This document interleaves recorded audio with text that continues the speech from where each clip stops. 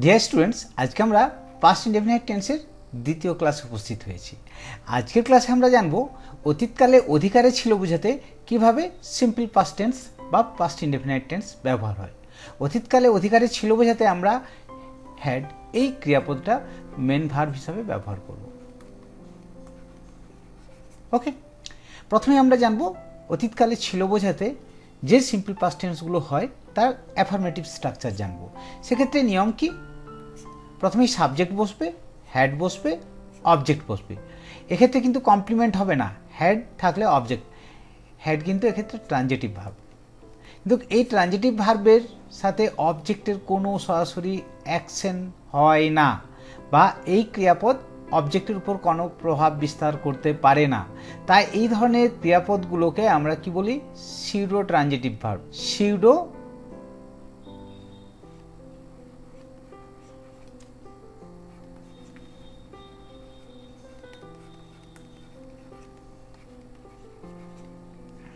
এরপর আমরা দেখিনি কয়েকটা উদাহরণ। He had a cat, they had a doll, you had an umbrella.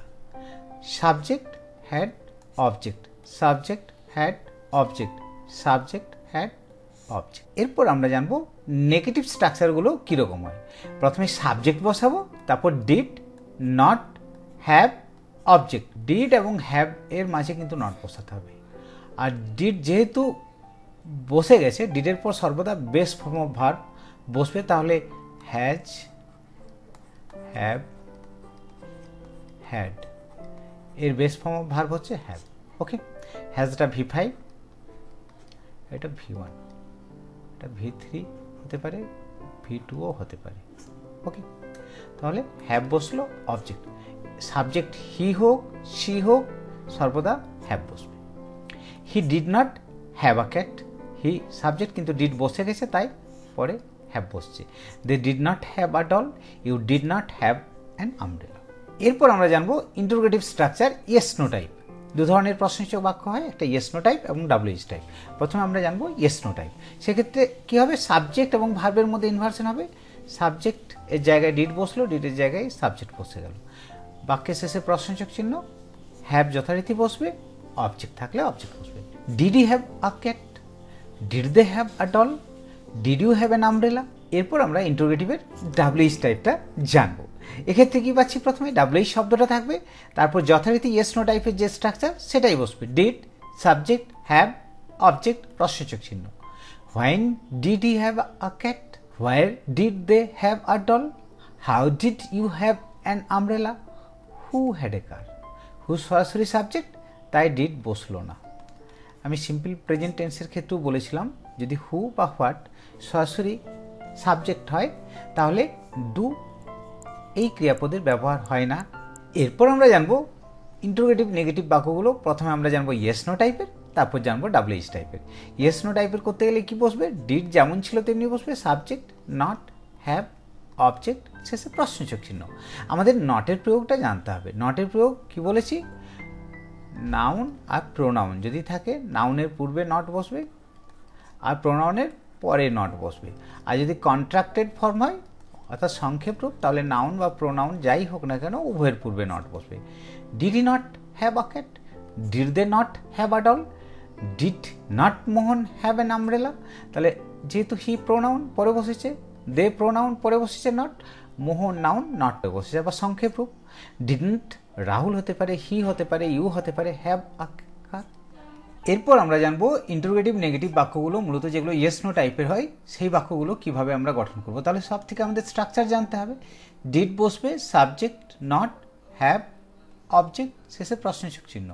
এই নটের প্রয়োগটা আমাদের জানতে হবে। নাউন আর প্রোনাউন, নাউনের পূর্বে নট বসবে আর প্রোনাউনের পরে নট বসবে।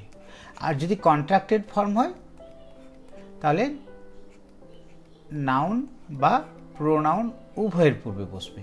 এটাই এক্ষেত্রে শিক্ষণীয় বিষয়। Did he not have a cat, he pronoun not পরে বসছে।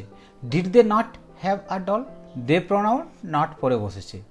Did not Mohan have an umbrella, Mohan noun not পূর্বে বসেছে। আবার কন্ট্রাক্টেড ফর্ম যদি হয় তাহলে নাউন বা প্রোনাউন উভয়ের পূর্বেই নট বসবে।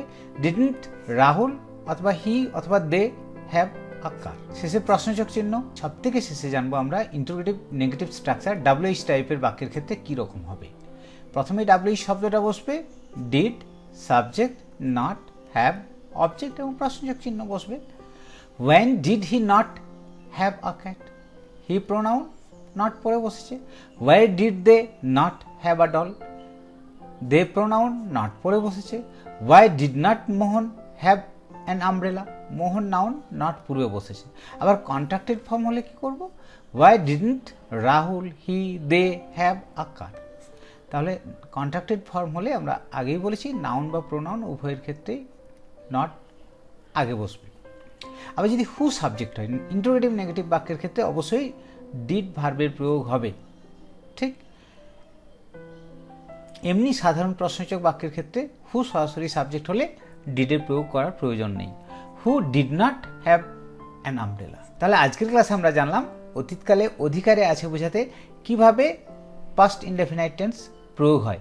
এক্ষেত্রে প্রধান ক্রিয়াপদ রূপে হ্যাড বসবে এবং এই ধরনের বাক্যগুলোর অ্যাফার্মেটিভ স্ট্রাকচার জানলাম, নেগেটিভ স্ট্রাকচার জানলাম, ইন্টারোগেটিভ স্ট্রাকচার জানলাম ইয়েস নো টাইপ এবং WH টাইপ উভয়েরই, এবং ইন্টারোগেটিভ নেগেটিভ স্ট্রাকচার জানলাম ইয়েস নো টাইপ এবং WH টাইপ বাক্যেরও। আশা করি আজকের ক্লাসটা দেখার পর অতীতকালে অধিকারে ছিল বোঝাতে কিভাবে বাক্যে হ্যাডের প্রয়োগ হয় অথবা কিভাবে বাক্য গঠন হয় সেই নিয়ে আমাদের আর কোনো সমস্যা থাকবে না। থ্যাংক ইউ, ভালো থেকো, সুস্থ থেকো।